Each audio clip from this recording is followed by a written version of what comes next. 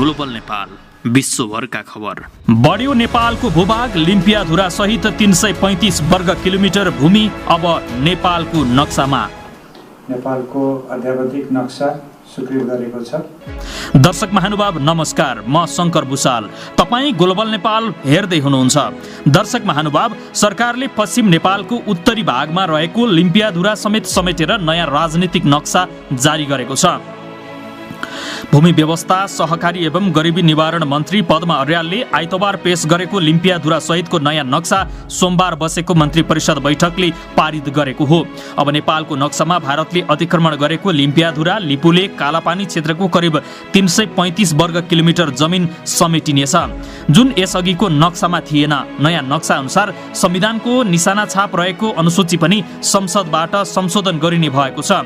सरकारका प्रवक्ता एवं अर्थ र सञ्चार तथा सूचना प्रविधि मन्त्री युवराज खतिवडाका अनुसार अब नयाँ नक्सा नै नेपालका प्रशासनिक कार्यालयहरू र पाठ्यक्रममा समावेश गरिनेछ। निशाना छाप संशोधन गरिनेछ।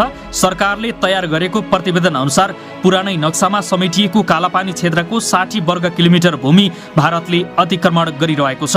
बैठकले नयाँ नक्सा मन्त्रालयले नै कार्यक्रम गरेर सार्वजनिक गर्ने र संविधानमा नयाँ नक्सा सहितको निशाना छाप राख्न संविधान संशोधन प्रक्रिया अगाडि बढाउने निर्णय पनि गरेको छ। भूमि व्यवस्था मन्त्रालय स्रोतका अनुसार नेपालको नयाँ नक्सा इतिहासका जानकार भैरव रिसालले सार्वजनिक गरेको लिम्पियाधुरा सहितको नक्सा भन्दा अलिकति ठूलो छ। मुलुकको उत्तर पश्चिमको सिमाना अहिले सार्वजनिक भएको लिम्पियाधुरा सहितको नक्सा भन्दा अझै अलिकति चुच्चो अगाडि गएर हात्तीको सुँड झैं तल निहुरिएको छ। मन्त्रालयका एक अधिकारीले भनेका छन्, मन्त्रालयले नयाँ नक्सा सार्वजनिक भए लगत्तै सरकारी कार्यालयमा प्रयोजनमा ल्याउने भनेर 5000 प्रति नक्सा छापिसकेको ती अधिकारीले बताएका छन्। 1816 को सुगौली सन्धिको धारा 5 ले स्थापित गरेको आधार प्रमाण र त्यस यताका विभिन्न कागजातका आधारमा काली नदीको मुहान रहेको लिम्पियाधुरा नेपालकै सीमा हो भन्ने यथेष्ट प्रमाण रहेकाले राजनीतिक नक्सा जारी गर्ने निर्णय गरेको हो। सरकारले सुगौली सन्धि, तत्कालीन समयमा नेपालीले नै गरेको जनगणना, लिम्पियाधुरा, लिपुलेक र कालापानी क्षेत्रका बासिन्दालाई भारत सरकारले नेपालमा तिरो भरान गर्नु भनेका हस्तलिखित पत्र र त्यहाँका नागरिकले सन् 1973 मा मालपोतमा तिरेको तिरो रसिदको प्रमाण सरकारसँग भएकाले उक्त क्षेत्र नेपालकै हो भन्नेमा कुनै दुविधा नभएको जनाएको छ। यिनै प्रमाणका आधारमा हामीले हाम्रो देशको राजनीतिक नक्सा सार्वजनिक गर्ने निर्णय गरेका हौं। भूमि व्यवस्था, सहकारी एवं गरिबी निवारण मन्त्री पद्मा अर्यालले भन्नुभएको छ, अब सरकारी कार्यालयमा नयाँ नक्सा प्रचलनमा आउँछ। लिम्पियाधुरादेखि कालापानीसम्मको क्षेत्रलाई भारतले आफ्नो भूभाग दाबी गरेर सैन्य गस्ती समेत गर्दै आएको सन्दर्भमा नेपालले ती भूभाग हाम्रै हुन् भनेर नक्सा सार्वजनिक गर्ने निर्णय गरेको हो।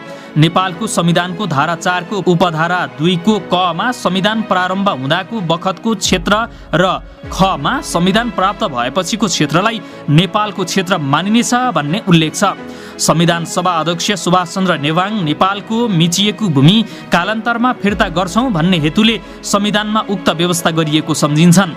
सरकारले सार्वजनिक गरेको नक्साकै आधारमा देशको निशाना छाप पनि परिवर्तन गर्ने र त्यही आधारमा नयाँ नक्सा सहितको निशाना छाप संविधानमा राख्न संसदले प्रक्रिया थाल्ने नेवाङले बताउनु भएको छ। निशाना छापमा सरकारले पक्कै पनि नेपालको नक्सा राख्छ होला, त्यो अहिलेको भन्दा फरक हुन्छ। त्यसकारण निशाना छाप राखिएको अनुसूची 3 परिवर्तन गर्नुपर्छ। त्यसका लागि संविधान संशोधन गर्नुपर्ने हुन्छ, नेवाङले भन्नुभएको छ। गत वर्ष कार्तिकमा भारतले कालापानी सम्मकै क्षेत्र समेटेर नयाँ राजनीतिक नक्सा जारी गरेपछि नेपालले कूटनीतिक नोट मार्फत विरोध गरेको थियो। त्यही बेला आफ्नो क्षेत्र सहितको नक्सा जारी गर्न नेपाल सरकारलाई पनि जनस्तरबाट दबाब दिएको थियो। नेपालले कूटनीतिक तवरबाटै समस्या समाधान गर्ने भन्दै वार्ताको मिति र समय समेत तोकेर भारत सरकारलाई पत्राचार गरेको थियो। पोहोर मङ्सिरको पहिलो या तेस्रो साताका लागि गरिएको वार्ता प्रस्तावको म्याद गुज्रिएपछि मात्रै पुसको पछिल्लो साता भारतले वार्ता मार्फत सीमा समस्या सल्टाउन आफू तयार रहेको र उपयुक्त मितिमा वार्ता गर्ने जवाफ नेपाललाई दिएको थियो। यसअघि नै 98% सीमा समस्या हल भइसकेको छ। कालापानी र सुस्ता लगायतका क्षेत्रमा रहेको समस्या समाधान गर्न आपसी समझदारीमा उपयुक्त समयमा वार्ता गर्न भारत तयार छ, उक्त पत्रको आशय थियो। यता नेपालले गरेको वार्ताको पहललाई व्यवस्था गरिरहेको भारतले नेपाली भूमि कालापानी क्षेत्रमा मान सरोवर जाने ट्र्याक खोलिरहेको थियो। त्यतिखेर जुर्मुराएको सरकार पछि सुस्तायो। प्रधानमन्त्री केपी शर्मा ओलीले कार्तिक 28 मा पूर्व प्रधानमन्त्री माधव कुमार नेपाललाई सीमा समस्या समाधानबारे भारतसँग वार्ता गर्न विशेष दूत बन्न प्रस्ताव गर्नुभएको थियो। त्यो प्रस्ताव पनि यत्तिकै सिलायो। भारतले नेपाली भूमिमा डोजर चलाइरह्यो। गत वैशाख 26 गते भारतीय रक्षा मन्त्री राजनाथ सिंहले नेपालको भूमि लिपुलेक र कालापानी हुँदै तिब्बतको मानसरोवर जाने सडकको ट्र्याक भिडियो कन्फरेन्स मार्फत उद्घाटन गरेका थिए। त्यसपछि सिमानामा भारतीय अतिक्रमण विरुद्धको बहस काठमाडौँमा फेरि सुरु भयो। परराष्ट्र मन्त्रालयले पनि विज्ञप्ति जारी गरेर उक्त क्षेत्रमा काम अगाडि नबढाउन भारत सरकारसँग आग्रह गरेको थियो। तर जवाफी विज्ञप्ति निकालेको भारतले बाटो बनाएको भूमि आफ्नै भएको दाबी गर्यो। लगत्तै नेपालले कूटनीतिक नोट पठाएर वार्ताका लागि अनुरोध गरेको थियो। भारतले भने कोभिड-19 को संक्रमण सकिएपछि वार्ता गर्न सकिने जवाफ दिएको थियो। नेपालमा सडकमा अक्कल झुक्कल आन्दोलन सुरु भएपछि संसदीय समिति र संसदले परराष्ट्र मन्त्री प्रदीप गेवालीलाई जवाफका लागि बोलाएका थिए। सदनलाई जानकारी दिँदै गेवालीले भारतले हाम्रो भूमिमा 19 किलोमिटर बाटो खनेको बताएका थिए। यद्यपि गत वैशाख 30 गते बसेको मन्त्री परिषद बैठकमा प्रधानमन्त्री ओलीले भारतले नेपाली जमिन मिचेर बाटो खनिरहेको छ भन्ने, त्यसपछि आफूलाई कसैले रिपोर्टिङ नगरेको बताउनु भएको थियो। लिपुलेक र कालापानीमा भारतले सडक खन्दैछ भन्ने मलाई कुनै जानकारी थिएन। पत्र पत्रिकामा खबर आएपछि पो बल्ल थाहा भयो। म त छक्क परेँ, प्रधानमन्त्री ओलीको भनाइ थियो। सोही बैठकमा उहाँले सीमा विवाद टुङ्ग्याउनका लागि सरकारले पटक पटक पहल गर्दै आए पनि भारतको नियत ठिक नभएकाले समस्या समाधान हुन नसकेको बताउनुभयो।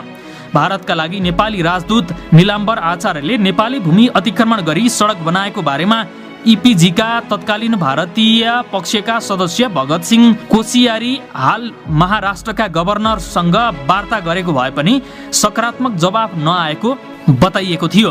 त्यसपछि प्रधानमन्त्रीले सर्वदलीय बैठक डाकेर सीमा समस्या कसरी सल्टाउन सकिन्छ भनेर सुझाव माग्नु भएको थियो। उक्त बैठकमा अधिकांशले लिम्पियाधुरा सहितको नक्सा जारी गरिहाल्नु पर्ने र त्रिदेशीय वार्ता मार्फत सीमा समस्या पनि हल गर्नुपर्ने बताएका थिए। तर गत 2 गते भारतीय सेना प्रमुख मनोज मुकुन्द नरवाणेले नेपालले अरू कसैको इसारामा पिथौरागढ लिपुलेक सडक निर्माणको विरोध गरेको आरोप लगाएका थिए। यद्यपि सोही दिन राष्ट्रपति विद्यादेवी भण्डारीले नयाँ आर्थिक वर्षको नीति तथा कार्यक्रम सार्वजनिक गर्दै नेपालले लिपुलेक सहितको भूमि समेटेर नक्सा जारी गर्ने बताउनु भएको थियो। लिम्पियाधुरा, लिपुलेक र कालापानी क्षेत्र नेपालको भूमि हो र त्यसलाई प्राप्त गर्न ठोस कूटनीतिक पहल गरिनेछ। तद अनुरूप नै छुटेको भूमि समेत समावेश गरी नेपालको नक्सा जारी गरिनेछ, राष्ट्रपतिले सार्वजनिक गरेको नीति तथा कार्यक्रममा उल्लेख छ। प्रधानमन्त्री केपी शर्मा ओलीले पनि कूटनीतिक पहलबाट जमिन फिर्ता लिएपछि नक्सा जारी गर्ने बताउनु भएको थियो। भारतीय पक्षको व्यवस्था र नेपालमा नागरिक समाज तथा सबै राजनैतिक दलले नक्सा जारी गर्ने सरकारको निर्णयमा साथ दिन्छौँ भनेपछि सरकारले नक्सा जारी गर्ने निधो गरेको हो। भूमि व्यवस्था मन्त्री अर्यालले सार्वजनिक हुने नक्सा तयार पार्न यस अघि नै नापी विभागलाई निर्देशन दिइसक्नु भएको थियो। विभागले तयार गरेको नक्सा सहित नेपालको नयाँ नक्सा जारी गर्नुपर्ने प्रस्ताव लिएर अर्याल मन्त्री परिषद बैठकमा जानु भएको थियो। गत कार्तिक र मङ्सिरमा संसदको अन्तर्राष्ट्रिय सम्बन्ध समितिले 2 पटकसम्म नयाँ नक्सा जारी गर्न सरकारलाई निर्देशन दिएको थियो। तर केही प्राविधिक काम बाँकी रहेको र व्यवहारिक कठिनाई भएको भन्दै सरकारले नक्सा सार्वजनिक गरेको थिएन। भारतीय प्रधानमन्त्री नरेन्द्र मोदीको चीन भ्रमणका बेला सन् 2015मा चीन र भारतबीच लिपुलेख नाकाबाट सीमा व्यापार प्रवर्धन गर्ने गरी वार्ता अगाडि बढाउने सहमति भएको थियो। नेपाली नागरिक भूकम्पको दुःखमा परेका बेला नेपाली भूमि प्रयोग गर्ने गरी गरिएको उक्त सहमतिको नेपाल सरकारले त्यतिखेर नै विरोध गरेको थियो। यता मन्त्री परिषद बैठकमा प्रधानमन्त्री केपी शर्मा ओलीले ऐतिहासिक तथ्य र प्रमाण सहितका सबै कुराले लिम्पियाधुरा सहितको भूमि नेपालकै भएको प्रमाणित गर्ने भएकाले आफ्नो निर्णयमा दृढ रहन मन्त्रीहरूलाई निर्देशन दिनुभएको छ। सुगौली सन्धि यताका सबै तथ्य र प्रमाणहरूले त्यही नै भन्छन्। सरकारको नीति तथा कार्यक्रममा पनि आएकै विषय हो। सोमबारको बैठकमा प्रधानमन्त्री ओलीले भन्नुभएको छ, संसदमा समेत प्रतिबद्धता जनाएपछि हामीले नक्सा जारी गर्नै पर्छ।